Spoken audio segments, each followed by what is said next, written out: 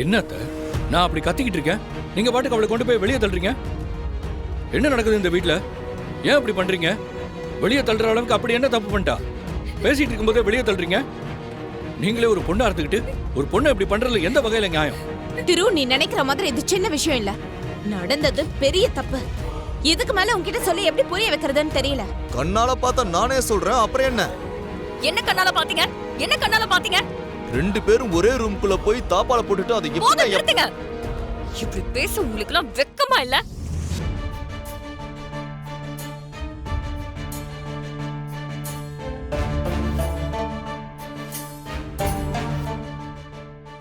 என்ன விட வயசுல பெரியவர் நீங்க.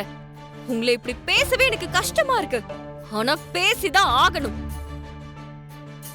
ஒரு பொண்ணுக்கு அநியாயம் நடக்கும்போது நான் பேசாம இருந்தேனா, அதை விட ஒரு பெரிய கொடுமை எதுவுமே கிடையாது. ஆமா, ஒரு பொண்ணுன்னு கூட பார்க்காம இப்படி எல்லாம் வாய்க்கு வந்தபடி பேசுறீங்களே, உங்களுக்கு எல்லாம் மனசாட்சியே இல்லையா? மகாவும் மயிலும் அண்ணன் தங்கச்சி மாதிரி பழகுறாங்க. அது உங்க எல்லாருக்குமே தெரியும்ல.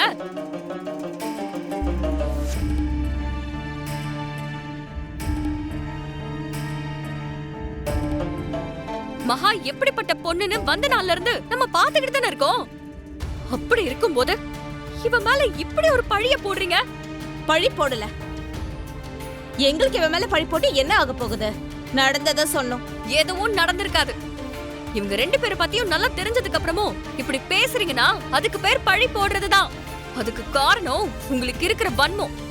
மகா மேல உங்களுக்கு இருக்கிற வன்மம் தான் காரணம். வன்மமா? எனக்கா? எனக்கு என்ன இவன் மேல வன்மம் இருக்க போகுது? நான் இந்த வீட்டு பொண்ணு, அத மறந்துடாத. சித்தி, நானும் இந்த வீட்டு பொண்ணுதான், அத நீங்க மறந்துடாதீங்க.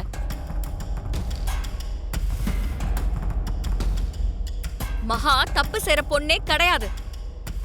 மயிலும் அப்படிப்பட்டவன் தான். இவங்க ரெண்டு பேரையும் இழுத்து வச்சு இப்படி பேச உங்களுக்கு எப்படி வாய் வருது? திரு, நடந்ததை பார்த்துட்டு தான் நாங்க பேசுறோம். இவ ஏதோ கற்பனையில பேசுறா. இல்ல சித்தி, எதையுமே பார்க்காம நீங்க தான் கற்பனையில பேசுறீங்க. இல்ல திவ்யா, எப்ப இவ்ளோ தூரம் நடந்துச்சோ இனிமே இவ இந்த வீட்ல இருக்க கூடாது. ஏய், என்னடி பாத்துட்டு இருக்க? அவ சொன்னா நீ உள்ள வந்துருவியா? முதல்ல வெளியே போ. சொல்லிக்கிட்டே இருக்க, வாடி. சித்தி, கைய விடுங்க. திவ்யா, நீ புரியாம கைய விடுங்கன்னு சொன்னேன்.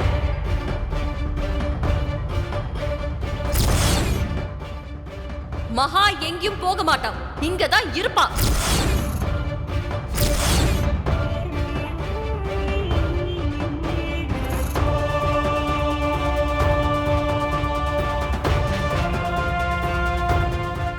என்ன திரு பாத்துக்கிட்டு இருக்க?